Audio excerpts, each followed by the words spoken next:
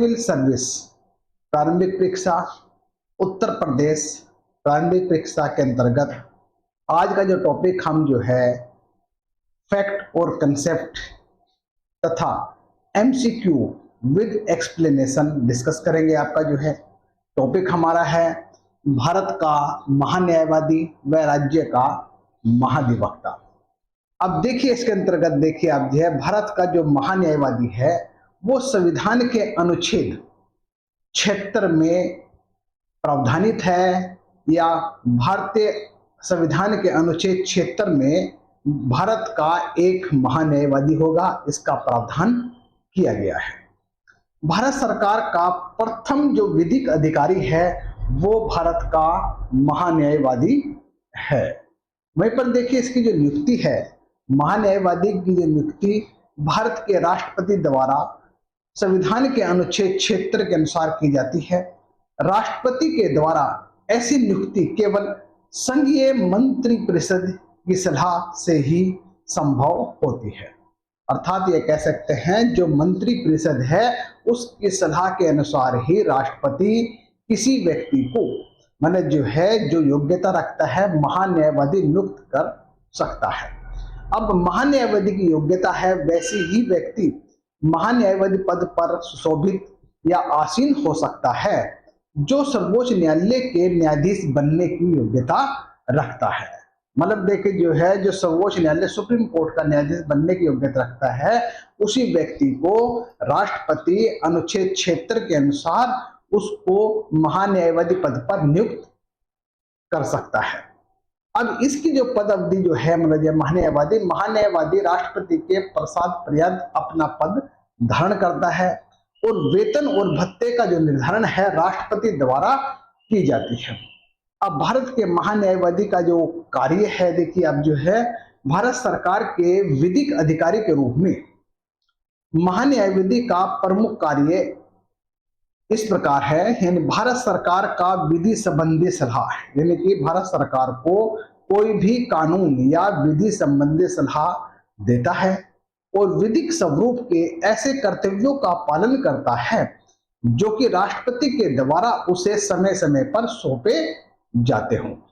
महान्यायवादी संसद के किसी भी सदन में, संसद की किसी भी संयुक्त बैठक में और संसद की किसी भी समिति में जिसमें उसका नाम सदस्य के रूप में दिया गया हो उसकी कार्रवाई में भाग ले सकता है, बोल सकता है, परंतु देखिए यह है न्यायवादी उसको मत देने का अधिकार प्राप्त नहीं है। महान्यायवादी मंत्री परिषद का सदस्य नहीं होता है और महान्यायवादी को अपने कर्तव्य के पालन में भारत के किसी भी न्यायालय में सुने जाने और बोलने का अधिकार प्राप्त होता है। मतलब समझिए महान्यायवादी अपने कर्तव्य के पालन के किसी भी भारत के न्यायालय में सुने जाने और उसे बोलने का अधिकार प्राप्त होता है।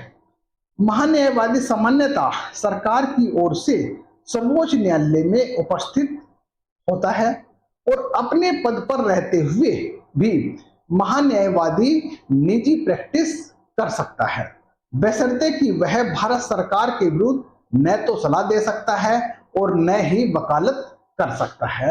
ये हमारा जो है महान्यायवादी की बात हो रही है। महान्यायवादी अपने पद पर रहते हुए किसी भी अभियुक्त की प्रतिरक्षा नहीं कर सकता है और न ही किसी कंपनी में निदेशक बन सकता है। अब देखिए ये तो मैं महान्यायवादी के बारे में बताया। इसी प्रकार देखिए एक होता है सॉलिसिटर जनरल। महान्यायवादी द्वारा भारत सरकार के पक्षकार के रूप में सभी मुकदमों के सिलसिले में न्यायालय में स्वयं उपस्थित होना संभव नहीं होता है तथा उसकी सहायता के लिए सॉलिसिटर और कुछ अपर सॉलिसिटर नियुक्त किए जाते हैं जो महान्यायवादी के सहायक के रूप में होते हैं। अब देखिए ये तो हमारा जो महान्यायवादी जो सेंट्रल गवर्नमेंट के अंतर्गत जो विधि मंत्री विधि है सलाहकार है उसको बोलते हैं महान्यायवादी। वहीं पर देखिए राज्य का महाधिवक्ता, यानी राज्य का महाधिवक्ता की बात करते हैं हम जो है इसकी। अब महाधिवक्ता के अंतर्गत देखिए हमारा जो है जैसे कहते हैं एडवोकेट जनरल ऑफ स्टेट।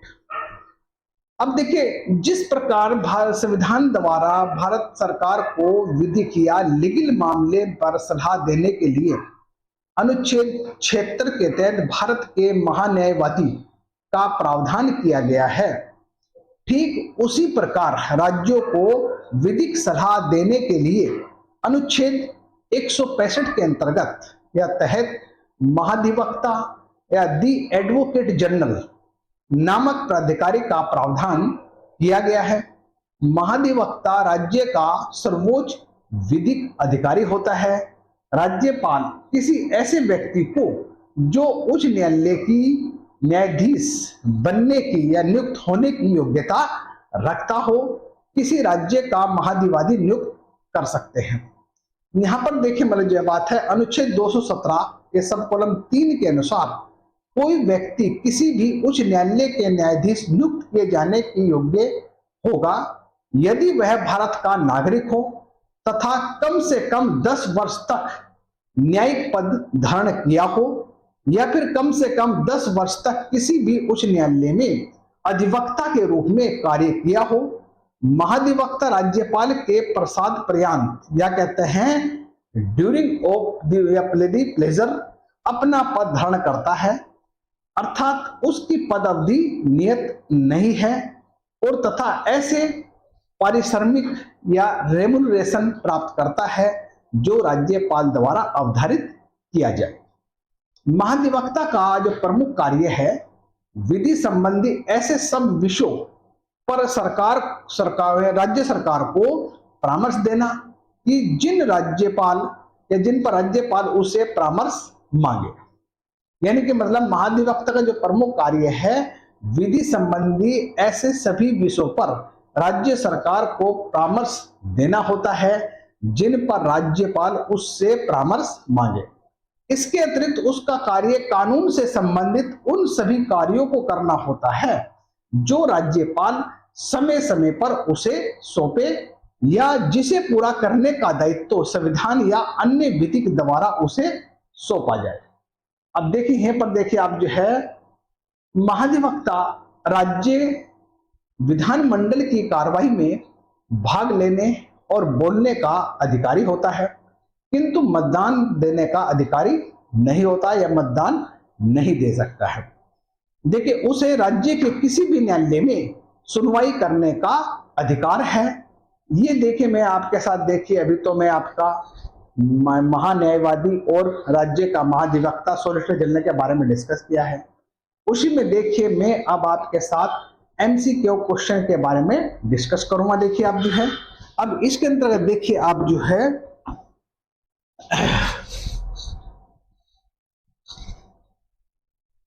सबसे पहले जो क्वेश्चन हमारा है वो है, निम्नलिखित कथनों पर विचार कीजिए। भारत का महान्यायवादी, अब इसमें देखिए आपका लोकसभा की कार्रवाई में भाग ले सकता है, जैसे मैंने समझा, बिल्कुल ले सकता है। लोकसभा के किसी भी सहमति का सदस्य हो सकता है, देखिए मतलब हो सकता है, ठीक है। उसके बाद देखिए हमारा लोकसभा में बोल सकता है, बिल्कुल है। लोकसभा में मतदान कर सकता है, देखिए मतदान नहीं कर सकता है। मतलब देखिए हमारा 1 भी सही है, 2 भी सही है और 3 भी सही है। आंसर बन जाता है हमारा सी, यानी 1 2 3 ये सी हमारा आंसर बन जाता है।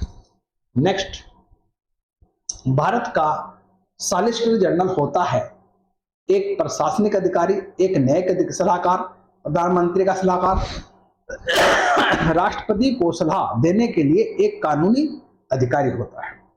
देखिए इसका आंसर जो बनेगा हमारा जो है वो बनेगा, इसमें देखिए वो एक न्यायिक सलाहकार होता है, ये बनेगा हमारा बी आंसर, ये इसका बी आंसर हो जाता है। नेक्स्ट, भारत के संविधान का निम्नलिखित में से कौन सा अनुच्छेद मंत्री और महान्यायवादी को किसी भी सदन में बोलने या कार्रवाई में भाग लेने का अधिकार प्रदान करता है? देखिए इसका आंसर जो बनेगा वो बनेगा आपका इसका डी, अनुच्छेद 88 की बात करते हैं, ये बनेगा आपका डी आंसर, यानी कि ये डी हो जाता है हमारा। नेक्स्ट, भारत सरकार को कानूनी विषयों पर कौन परामर्श देता है? देखिए आप जो है इसका देखिए आंसर बनेगा, ये है हमारा अटॉर्नी जनरल, या फिर ये ए आंसर बन जाता है। इसका आंसर हो गया हमारा ए। नेक्स्ट, निम्नलिखित में से किसे भारत सरकार का प्रथम विधिक अधिकारी समझा जाता है? देखिए इसका क्वेश्चन बन जाता है, देखिए आपका ये बन जाता है महान्यायवादी, यानी सी आंसर, ये बन गया आपका सी।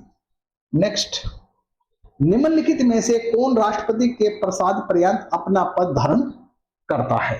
देखिए इसका बन गया हमारा भारत का महान्यायवादी, ये आपका डी आंसर, ये आपका डी आंसर बन जाता है। नेक्स्ट देखिए आपका जो है महान्यायवादी के बारे में निम्नलिखित में से कौन सा एक कथन सही नहीं है? अब इसमें जो है सही नहीं बताना है आपको, जो है न्यायाधीश नियुक्त होने की अहर्ता, यानी वह व्यक्ति जो उच्चतम न्यायालय के न्यायाधीश नियुक्त होने की अहर्ता प्राप्त है, बिल्कुल सही है। उसके बाद देखिए आपका जो है उसे केवल भारत के उच्चतम न्यायालय और उच्च न्यायालय में सुनवाई का अधिकार होता है, नहीं, भारत के किसी भी न्यायालय में उसे अधिकार होता है। देखिए इसका आंसर देखिए हमारा, देखिए उसके बाद देखिए मतलब जो है वह राष्ट्रपति प्रसाद पर धारण करता है, बिल्कुल, उसे राष्ट्रपति द्वारा अवधारित परिश्रम प्राप्त होता है, बिल्कुल सही है। इसका आंसर हमारा सी भी सही है, डी भी सही है, बी रॉन्ग है, यानी आंसर बन गया हमारा बी। नेक्स्ट देखिए हमारा जो है निम्नलिखित में से कौन सा कथन सही है? भारत के महान्यायवादी, अब महान्यायवादी में देखिए आपका जो है ये आपका देखिए कि उच्चतम न्यायालय के न्यायाधीश द्वारा अपेक्षित योग्यता के समान योग्यता रखता है, बिल्कुल सही है। उसके बाद देखिए जो है को मतलब जो है संसद के सदस्यों के समान विशेषाधिकार उन्मुक्तियां प्राप्त होती है, ये भी सही है। देखिए इसके देखिए वो भारत को मतलब महान्यायवादी को भारत के सभी न्यायालयों में सुने जाने का अधिकार प्राप्त है, ये भी सही है। इसमें देखिए मतलब इसके वेतन और खर्चों को भारत की संचित निधि से प्रभावित होते हैं। देखिए आप जो है अब इसमें देखिए आपका देखिए आंसर बनेगा इसमें 1 2 3, ये बनेगा, ये आपका ए आंसर बन जाता है, ए आंसर बन जाता है। देखिए नेक्स्ट,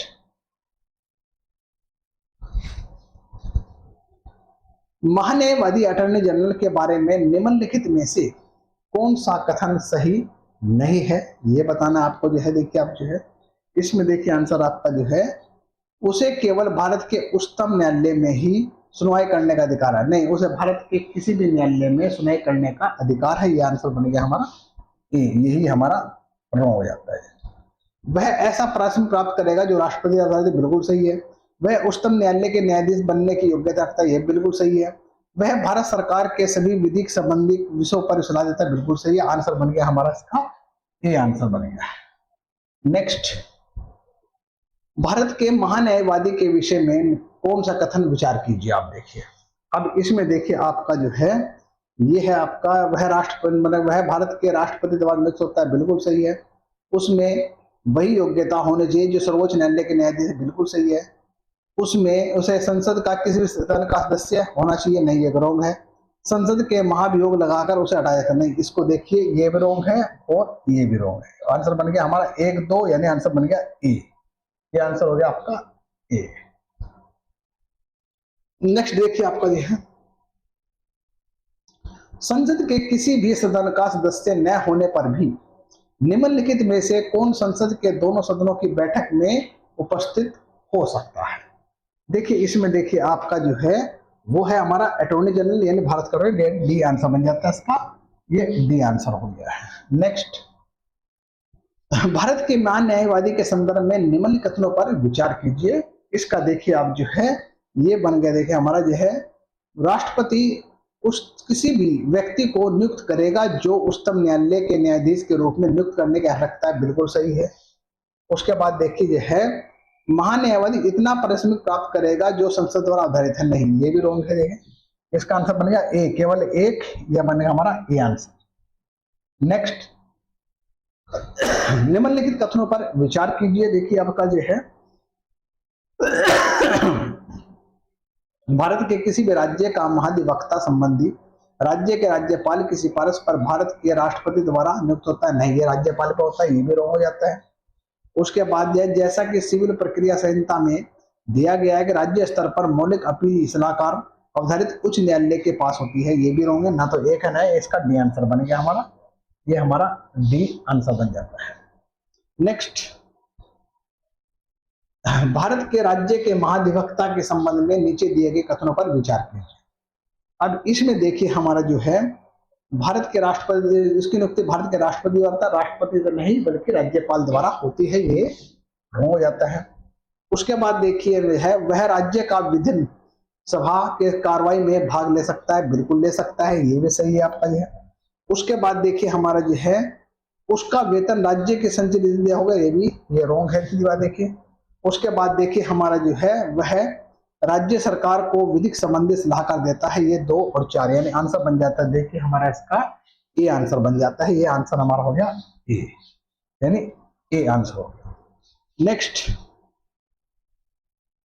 निम्नलिखित में लिखित कौन राज्य का कानूनी सलाहकार होता है? देखिए ये बन गया हमारा जो है एडवोकेट जनरल या महाधिवक्ता, ये आंसर बन गया हमारा बी।